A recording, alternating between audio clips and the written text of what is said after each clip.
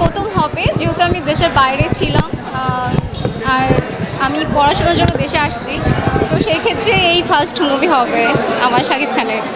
বরবাদ তো যেহেতু সুপারস্টার শাকিব খান বলে, হ্যাঁ। আর আমি যেহেতু বললাম যে আমার বোনের খুব ইচ্ছা ছিল, আমার বোনের জন্য আসা, তো পাই নাই টিকিট, এটা খুব আফসোস।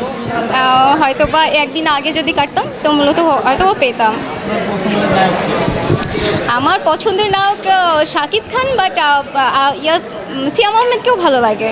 জংলি, হ্যাঁ, জংলি মুভির ট্রেলারটা দেখছি, খুবই ভালো লাগছে। আর যেহেতু তারিকা বুবলি আছে, উনি তো এখন নাম্বার 1-এ আসছেন, তো সেই ক্ষেত্রেও জংলি টিকিটই কাটছি, পাই নাই যেহেতু বরবাদ, ওইটাই দেখবো। আর হয়তো বা নেক্সট টাইমে শাকিব খানের বরবাদটা দেখবো ইনশাল্লাহ।